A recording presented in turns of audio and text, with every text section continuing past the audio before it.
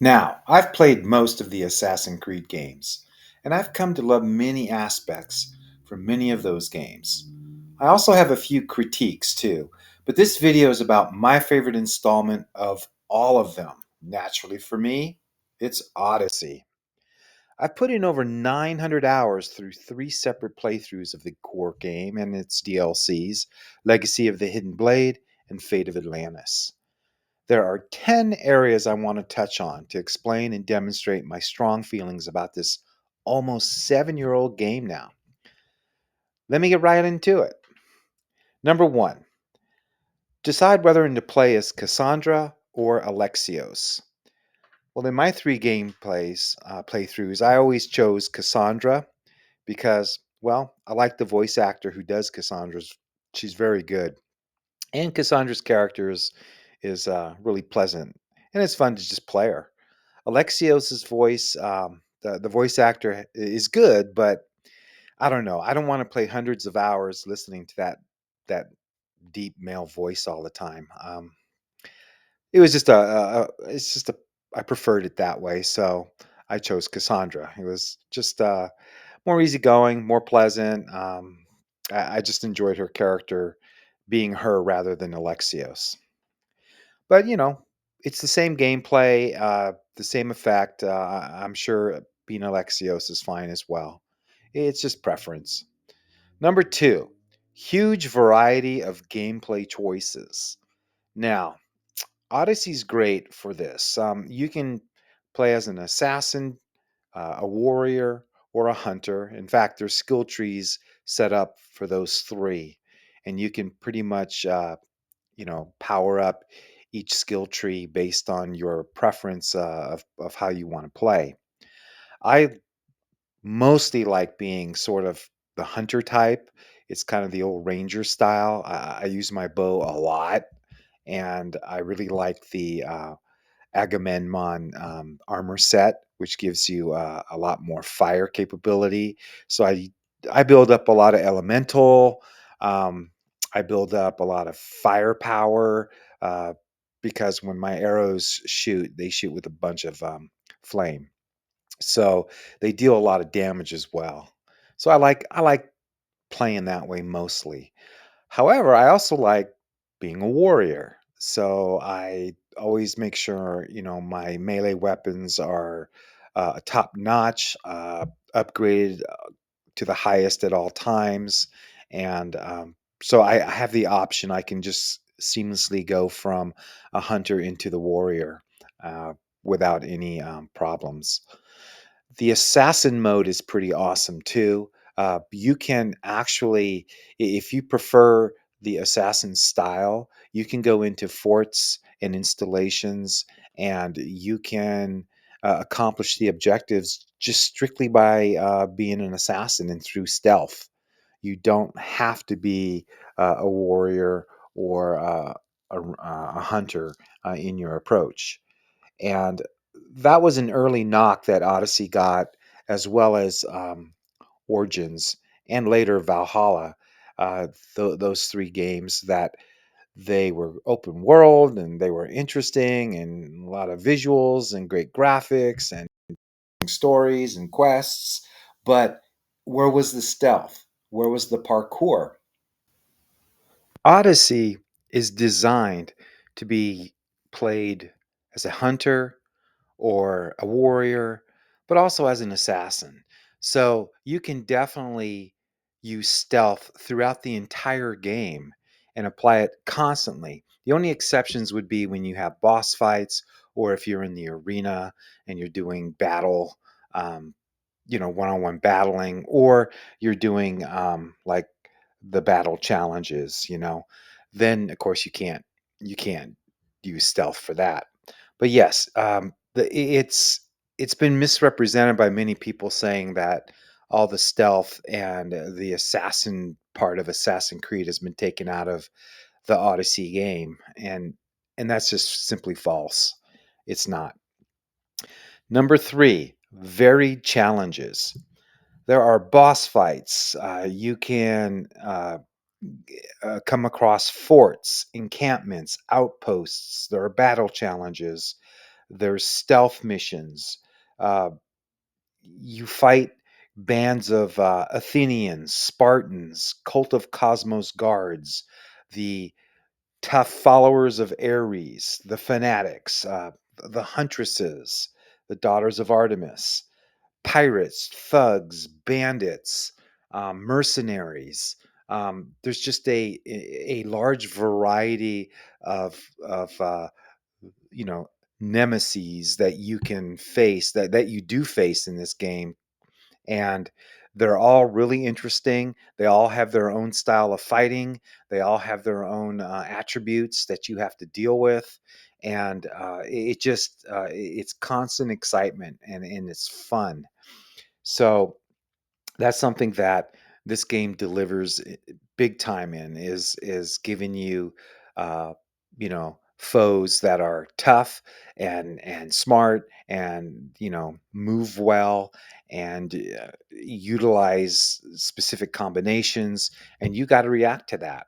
So it's the challenge is constantly there in Odyssey, and that's one aspect of it that I love. Number 4, wonderful story writing. um, the characters in this game are generally fleshed out. Uh, a bit of a background story on the main principal characters. You uh, buy into the storyline. You feel a part of it. It kind of hooks you in, and it stays with you the entire game throughout the main storyline. So the writing is done well, and thought was put into the motivations of the characters and the choices that are made. You do have some flexibility in making decisions for your character, whether you're playing Cassandra or Alexios, and uh, it could change outcomes. Usually, though, I found that the outcomes are pretty similar regardless of choices made. Um, but there are some mix-ups and changes when that do affect choices, so they do exist. Number 5, there's lots of looting. Okay, there's a lot of looting going on. You are constantly coming across looting chests, and you pick up loot from dead characters that you've killed. Um, Everyone has loot, and you come across it constantly in the game. And uh, some people have criticized that feature, saying that there's too much loot available, and it basically messes up your inventory. It just overcrowds it, and it just causes your user interface to look kind of bloated, and a lot of the stuff isn't really useful, and these kind of other criticisms. Um, and there's an element of truth in that, but a lot of the loot you do get, you can sell. You can break down into its natural resources. You can constantly look to upgrade your armor, upgrade your weapons, upgrade, you know, buy things that will help you with achieving abilities. So there's always something good that's coming from the loot you get. Uh, I would rather have too much loot than not enough loot. So that's something that I'm okay with. So on in defense of Odyssey with their interface screens and all of that. Um, the inventory screens are very organized. It's easy to understand. It's very intuitive, and the overall user interface is very friendly. So handling that volume of loot is not really a problem at all. Number 6, seafaring and sea battling. Basically, you are the captain of the Adrestia. That is your boat. Barnabas gives it to you as a reward for saving his life, and you, Cassandra or Alexios, you're the captain of the Adrestia, and it's throughout the game you need to build up that boat. You need to reinforce its hull. You need to add fire, the sort of the Greek fire aspect of it. You need to add that to the ship's um, weaponry. You need to upgrade arrows, and you need to upgrade spears, and just every aspect of the boat needs to constantly be upgraded throughout the game because you face adversaries that get stronger and stronger. So you need to make sure your ship can match the ferocity of the other ships in battle. So the whole aspect of that is really fun. You have sea battles. You can board other ships. You can, you know, uh, you can commandeer other ships. You can sink them straight out. You can crash into them. Uh, the sea battles are fun and they're exciting, and they are a good representation of piratry and what you can do, uh, out on the open seas. So it's fun. It's not overly developed, but it's not intended to be overly developed, but it's developed enough where you can have a good experience out on the water with your ship. So that aspect of the game is really fun. I wasn't expecting it. I thought mostly it would be a land game, going from island to island, hopping and taking your ship, and traveling from here to there.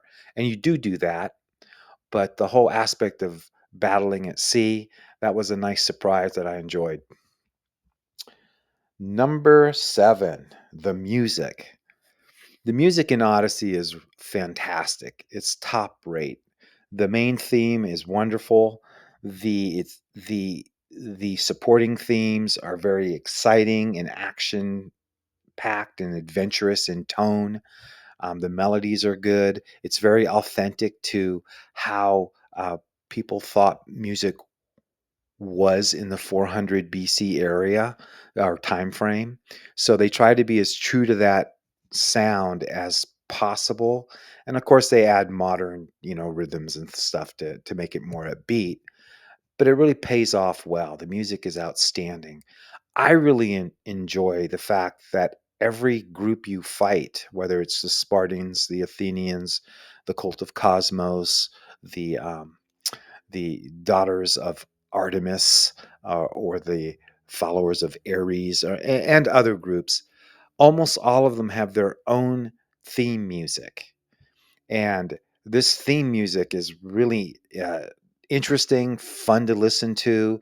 And while you're battling, you're hearing this in the background, and it really adds to the excitement of the fighting.